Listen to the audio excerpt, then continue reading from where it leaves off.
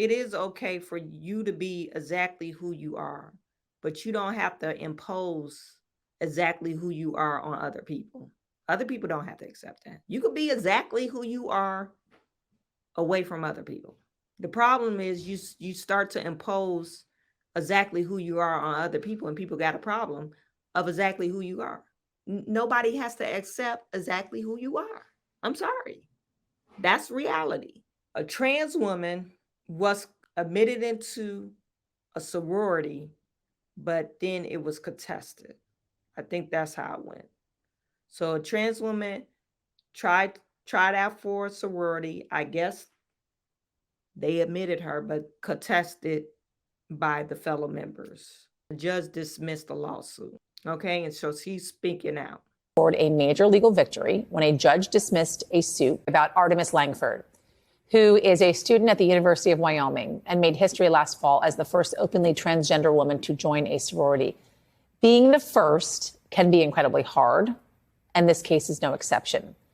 But this week brought some variance. Artemis Langford scored a major legal victory when a judge dismissed a suit brought by 6 fellow members of her Kappa Kappa. Center of it all is joining me now. Artemis, thanks for joining us on this. Appreciate it. Thank you for having me on. I'm doing okay. This very unusual in my experience to be able to have this opportunity. So I'm very thankful to be able to be with you here today. Why is it always, when you see a trans man converted, they're always real, like something like they're overweight, like they're about to explode. What's up with that? Is that the estrogen that they don't know how to deal with because they don't work out? So now they're just a horrible looking woman. Somebody put it in the chat. I mean, even,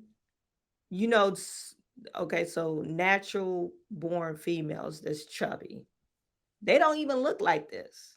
This person still looks like a man. The deep voice is off-putting. It's like you're already struggling to look like a woman, but then there's the voice. It's got to be hard, Artemis, to start off your junior year.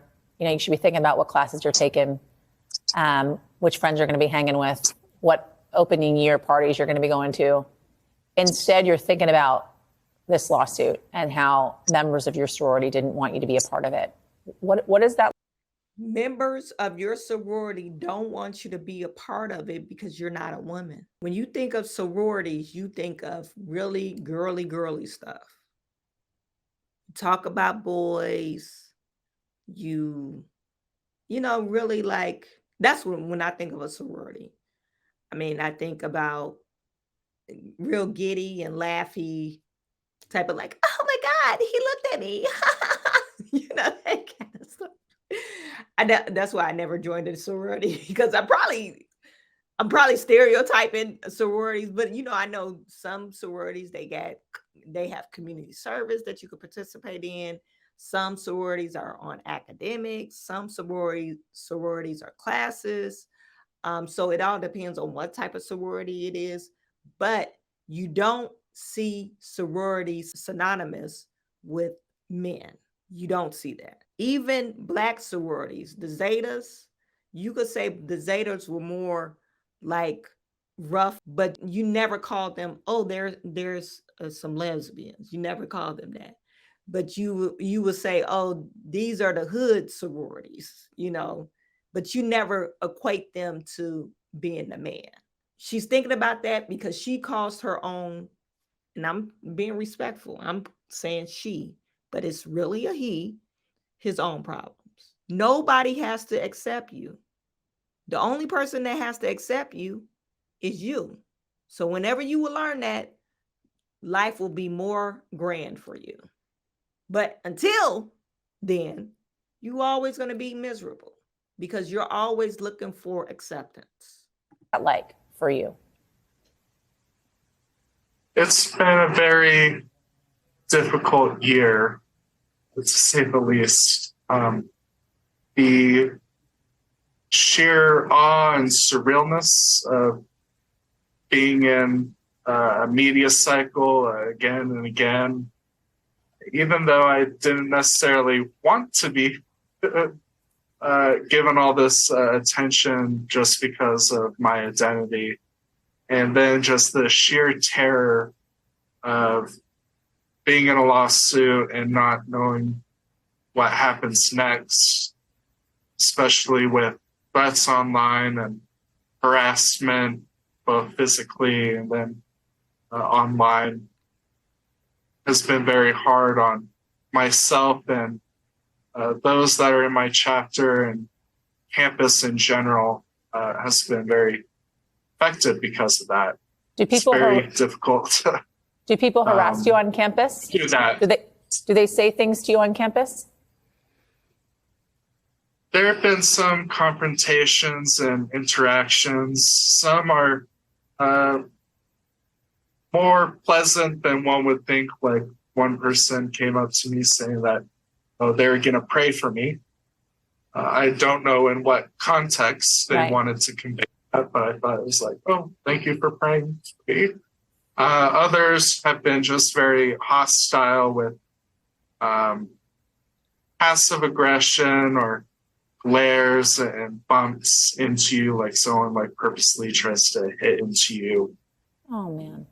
Those kind of confrontations, I'm grateful nothing has gone beyond that, fortunately. I know this lawsuit was brought on by, I believe, 6 members of your sorority. Do you have support from other women in the house? I am very glad to have such great and supportive sisters in my chapter. I think as a sorority, Kappa, to me, demonstrates so much about very wonderful values, from loyalty to courage to trailblazing, such very smart people that I'm so glad to have on my side in the chapter. I think it's just a very difficult experience because no one was expecting to be there and to be in that kind of situation. And now it's been a great relief that perhaps it can finally be over. It takes a very brave and unique person to do this, to be a first in a situation like this. Shut up. Shut up, lady. This is why we got this. Mental illness, and this lady encouraging mental illness. This is why this type of nonsense exists, that you could encroach women's spaces and think it's okay. It takes a very brave person to do what you're doing. No, it doesn't. No, it doesn't. It takes an insane person to do what you're doing. And why do you want to do that?